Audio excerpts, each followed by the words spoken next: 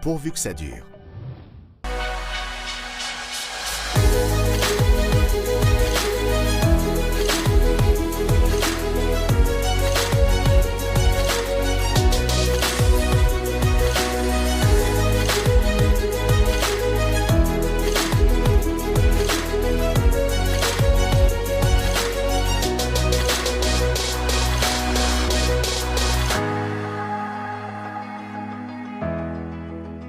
Bonjour, quel plaisir de lancer ce nouveau magazine sur Public Sénat, pourvu que ça dure, l'émission qui rend les cours responsables.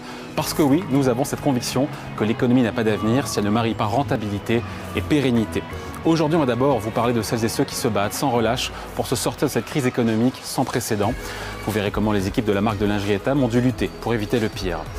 Les entreprises profitent-elles de la crise pour licencier et réduire leurs coûts? Pour certains patrons, la crise a-t-elle bon dos? Ce sera l'objet de notre débat. Relance, c'est le terme qu'on entend beaucoup en cette rentrée. Alors justement, le plan de relance du gouvernement, notamment sa composante verte, a pour ambition de décarboner la France. Nous demanderons à Pierre-André de Chalandard, le président de Saint-Gobain, s'il est convaincu par ce plan. Enfin, prendre les transports en commun sans avoir peur d'attraper le Covid, vous verrez, c'est ce que propose une PME lyonnaise avec son tissu intelligent qui détruit le virus en moins d'1 minute. Mais d'abord, notre enquête sur les dessous de la gestion de crise chez Etam, reportage signé Esther Goldman.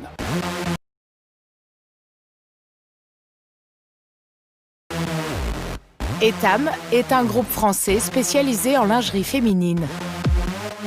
Depuis plus de 100 ans, il propose des culottes, des soutiens-gorge, en dentelle, en coton, avec ou sans armature, pour un chiffre d'affaires d'1 milliard d'euros l'année dernière.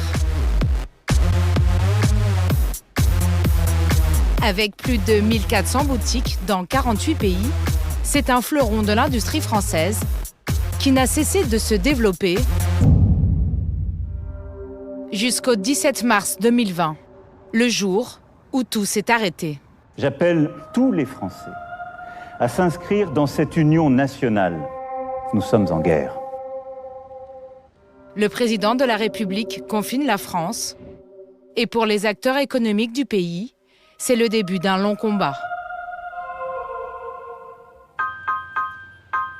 Au siège d'Etam à Clichy, c'est le petit-fils du fondateur de la marque, Laurent Milchior, qui a géré cette crise exceptionnelle.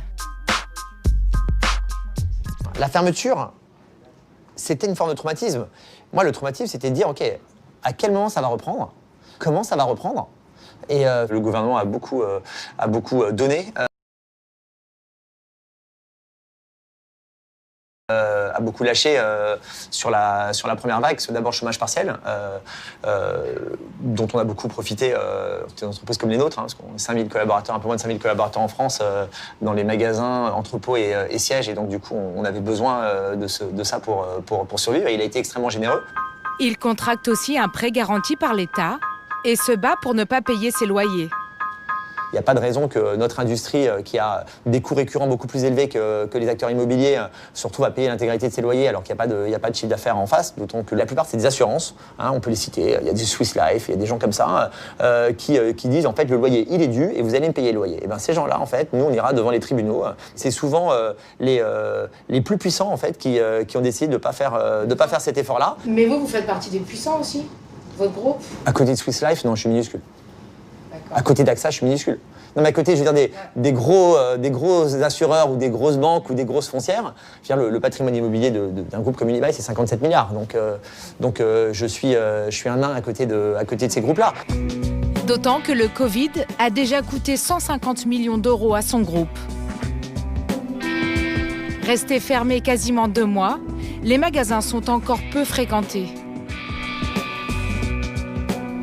Isabelle est directrice de cette boutique parisienne. Bonjour madame, bienvenue. Je vous invite. Merci. Comme il implique le toucher, l'habillement est un secteur à risque. Alors Isabelle a dû s'adapter. Désormais, elle ne peut plus mesurer ses clientes. Alors, je vous remets votre mètre. Merci. En papier, il pourra être conservé par la jeune femme. Vous allez laisser tomber votre mètre le long du corps et vous allez venir mettre le mètre sur le dessous de poitrine. Comme vous pouvez le voir, on serait sur un 95.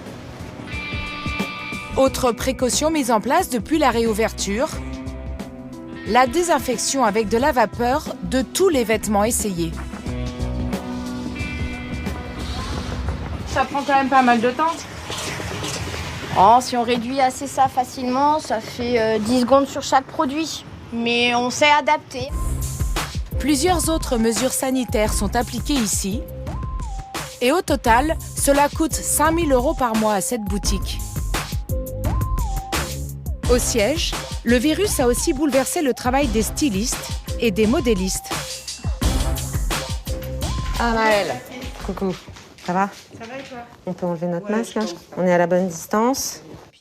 Pendant le confinement, Béatrice et son équipe ont dû continuer à plancher sur des nouveaux modèles de lingerie. L'idée, c'était quand on allait revenir et que les magasins allaient rouvrir en juin, en juillet, il fallait que la collection soit là. Mais impossible de faire les essayages sur des vrais mannequins, alors elles ont dû se débrouiller toutes seules.